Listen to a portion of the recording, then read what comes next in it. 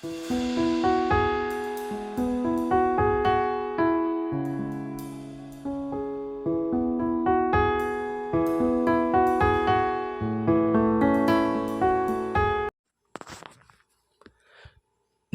నా ప్రియుని దానను, అతడు నాయందు ఆశాబద్ధుడు. పరమగీతం 7వ అధ్యాయము 10వ వచన భాగం. ప్రభునందు ప్రియులారా, ప్రియురాలు తన ప్రియుని గూర్చి, తన్ను గూర్చి ఇతరులకు, తన ప్రియునికి తనకు మధ్యలో ఉన్న బాంధవ్యాన్ని తెలియచేస్తూ ఉంది. నేను నా ప్రియుని దానను అని చెబుతూ ఉన్న ఆ మాటలో ఇక నన్ను ఎవరూ ఆశపడవలసిన అవసరం లేదు.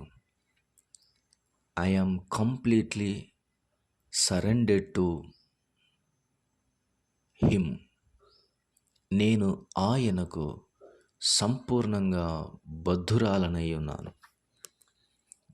నేను నా ప్రియుని దానను, అతడు నాయందు ఆశాబద్ధుడు అని రాయబడి ఉంది. సంఘము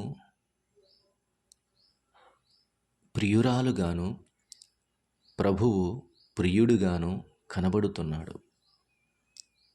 సంఘము ఎల్లప్పుడూ ఆయనది, ఆయన కొరకు ఉన్నది, ఆయన కొరకు అలంకరింపబడుతూ ఉన్నది, ఆయన కొరకే నిలిచి ఉన్నది, ఇంకెవరి కొరకు కాదు. సంఘమా, నీవు నీ ప్రియుని దానవు. నీ అలంకరణ, నీ అందము, నీ ఐశ్వర్యము, నీ అలంకరణ, నీ విధి విధానము, నీ నోటి మాటలు, నీ కాలి నడక, నీ సౌందర్యము నీ ప్రియునిదే. అది ఇంకెవరిది కాదు. ఇంకెవరికి ఇవ్వవలసిన అవసరత లేదు, ఇవ్వకూడదు కూడా. ఎందుకనగా నీ ప్రియుడు నిన్ను కొని ఉన్నాడు, నిన్ను సంపాదించుకొని ఉన్నాడు. అందుకనే ప్రియునితో నీ మాటలు, ప్రియుడైన ప్రభువుతో నీ సహవాసం, ప్రియుడైనటువంటి ప్రభువుతో నీ అనుదిన నడక, ఆయనతో ప్రియురాలు అంటుంది, నా ప్రియుడా లెమ్ము, రమ్ము, మనము పల్లెలకు పోవుదము, గ్రామసీమలో నివసింతము, పెందలకడ లేచి ద్రాక్షావనములకు పోవుదము. ద్రాక్షావలులు చిగురించెనో లేదో, వాటి పువ్వులు వికసించెనో లేదో, దాడిమ చెట్లు పూత పెట్టెనో లేదో, చూతము రమ్ము, అచ్చటనే నా ప్రేమ సూచనలు నీకు చూపెదను అని ప్రియురాలు ప్రియునితో చెబుతోంది. ప్రభువుతో సంఘము చెప్పవలసిన మాటలు. ప్రియునితో కలిసి గ్రామసీమలకు, పల్లెలకు వెళ్ళవలసిన అవసరత ఉంది.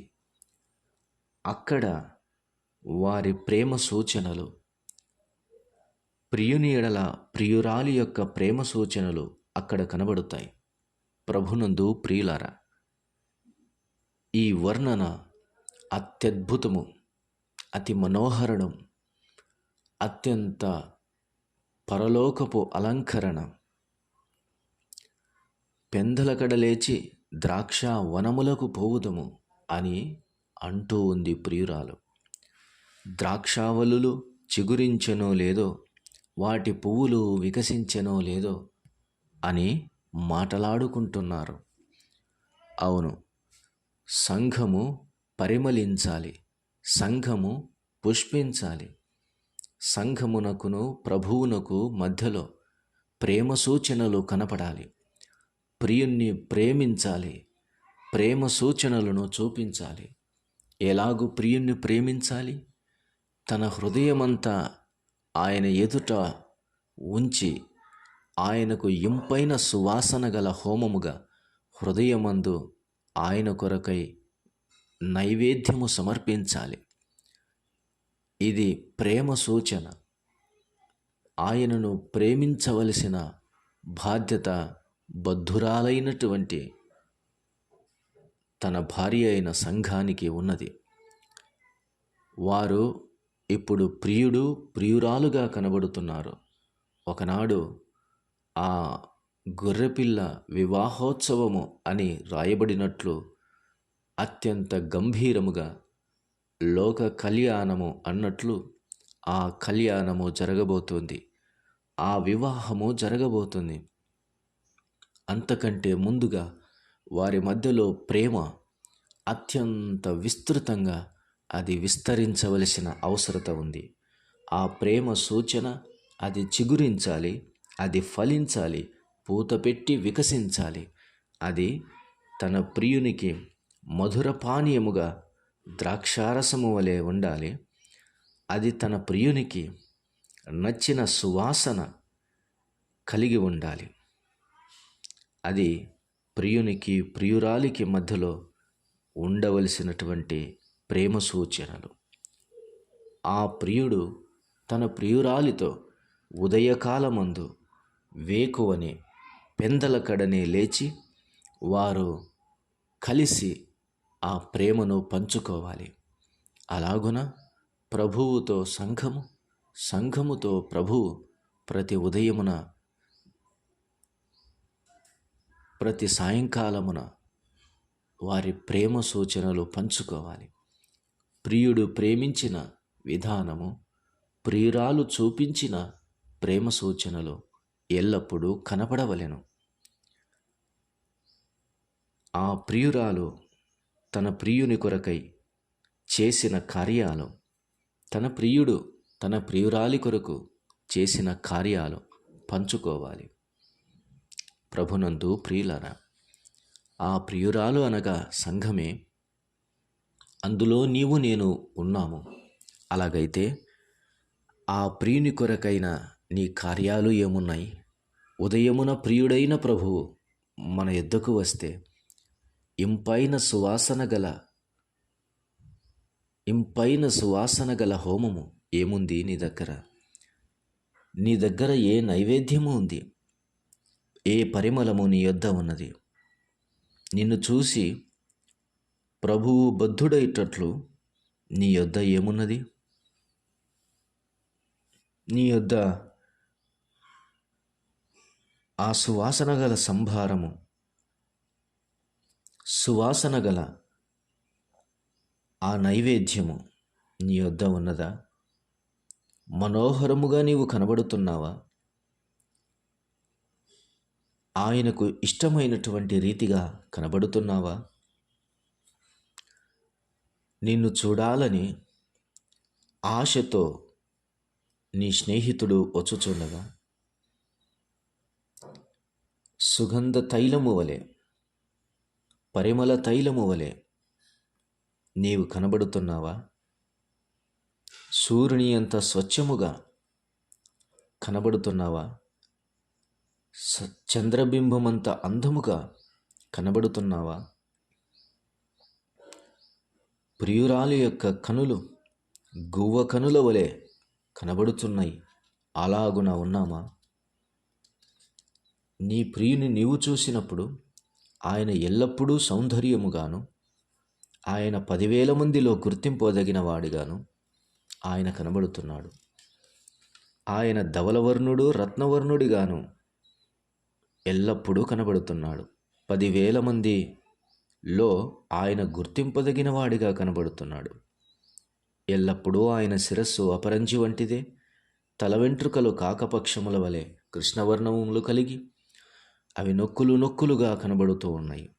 అతని నేత్రములెంత సౌందర్యము, నదీ తీరములయందు గువ్వల వలె కనబడుతున్నాయని, పాలతో కడగబడినట్టు అవి చక్కగా తాచిన రత్నముల వలె అవి కనబడుతున్నాయి. అతని చెక్కిళ్ళు పరిమళ పుష్పస్థానములు, సుగంధ వృక్షముల చేత శోభిల్లు ఉన్నత భూభాగములు. అతని పెదవులు పద్మముల వంటివి, ద్రవరూపక జటామాంసి వలె అవి పరమలించుచూ ఉన్నవి. అతని కరములు చూడు, తార్షీషు రత్నభూషితమైన స్వర్ణగోళముల వలె ఉన్నవని. అతని కాయము నీలరత్న ఖచ్చితమైన విచిత్రమగు దంతపు పనిగా కనబడుచున్నవే. అతని కాళ్ళు చూడు, అతని పాదములను చూడు, మేలిమి బంగారు మట్లయందు నిలిపిన చలవరాతి స్తంభముల వలె అవి కనబడుచూ ఉన్నవి. అతని వైఖరింత గొప్పది, లెబానోను పర్వత తుల్యముల వంటిది కాదా? అది దేవదారు వృక్షములంత ప్రసిద్ధమైనదిగా కనబడుతున్నది. అతని నోరు అతి మధురము, అతడు అతి కాంక్షణీయుడుగా కనబడుతున్నాడు. అతడే నీ ప్రియుడు, నీ స్నేహితుడు అన్న సంగతి నీకు అర్థం కావాలి. అయితే నీ ప్రియుడు నిన్ను చూసినప్పుడు సుందరివగు దానవలే, అతి సౌందర్యము గల దానివలే కనబడాలి. నీ కొరకు నీ ప్రియుడు వెదుకుతూ రావాలి. కొండలు దాటి బండలు దాటి నీ కొరకు రావాలి. నీ ప్రియుడు నీ యొక్క సౌందర్యమును కనుగొనాలి. నిన్ను పిలిచి, నా సఖీ, సుందరమైన దానవా, యెరూషలేమంత సౌందర్యవంతురాలవని చెప్పాలి. నీ కనుదృష్టి నాకు కావాలి అని కోరుకోవాలి. నిన్ను చూసి ముగ్ధుడవ్వాలి. నిన్ను చూసి నీ ప్రియుడు ఆనందించాలి. నా పావురమా, నిష్కరంకురాలా అనాలి. నిన్ను చూసినప్పుడు, ఆహా, నా ప్రియురాలు ఎంత అందముగా కనబడుతుంది, ఎంత భీకరముగా కనబడుతుంది. సంధ్యారాగము చూపట్టుచు చంద్రబింబమంత అందము గలదై, సూర్యుని అంత స్వచ్ఛమును కలంకమును గలదై, వ్యూహిత సైన్య సమభీకర రూపిణియగు ఈమె ఎవరు అని అనుకుని ముగ్ధుడైపోవాలి. గనుక అలాగూ ఆశతీర నీ ప్రభువు నిన్ను చూడాలి. సంఘమా, నీ సౌందర్యము ఎక్కడ ఉన్నది? సంఘమా, నీ పరిమళ వాసన ఎక్కడున్నది? నీ ప్రియుడు నీ యందు ఆనందించునంతగా నీ పరిమళ వాసన వెదజల్లుచున్నావా? నిన్ను చూడగా ఎంత మనోహరముగా నీవు కనబడవలెనో తెలుసా?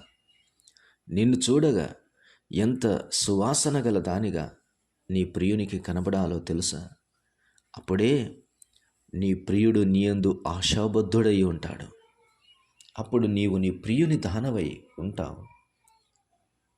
ప్రభునందు ప్రియులారా, ఈ పరలోకపు వర్ణన, పరసంబంధమైన ఈ సువాసన అత్యద్భుతము. లోక కళ్యాణమందు అత్యంత సౌందర్యమగు ఆ గొర్రెపిల్ల మహోత్సవం జరగబోతూ ఉన్నది. అంతవరకు సంఘము సిద్ధపరచబడవలెను. సంఘములో నీవు ఒక పాత్రై ఉన్నావు. నీవు ఒక అమూల్యమైనటువంటి కార్యము జరిగించే దేవుని ఎదుట పాత్రగా నీవున్నావు. ఎల్లప్పుడూ నీ సౌందర్యము అనగా నీ పరిశుద్ధ జీవితము, నీ వ్యక్తిగతమైన జీవితము, నీ క్రియలు, నీ విశ్వాసము, నీ నిరీక్షణ, నీవు అత్యంతమైనటువంటి ఇష్టుడిగా, దేవుని కొరకు ఇష్టురాలిగా బ్రతకవలెను. నీ సమర్పణ, నీ త్యాగము దేవుని ఎదుట మనోహరముగా కనబడవలెనని దేవుడు మనవి చేయుచున్నాడు. అట్టి కృప దేవుడు మనందరికీ కలుగచేసి తన ఆశను సిద్ధింపచేసుకొని ఆయన మనోవాంఛ తీరగా మనందరికీ కూడా దీవెన ఆశీర్వాదము కలుగుతుందని, ఈ ఉదయకాలపు దీవెనల చేత నింపబడాలని ప్రభు పేరట మనవి చేస్తున్నాను. దేవుడి మాటలు దీవించునుగాక. ప్రియ తండ్రి, స్తోత్రం. మాటలను దీవించండి. విన్నవారి హృదయాల్లో కార్యం చేసి మహిమ పొందుమని క్రీస్తు యేసు నామమున అడుగుచున్నాము తండ్రి. ఆమేన్.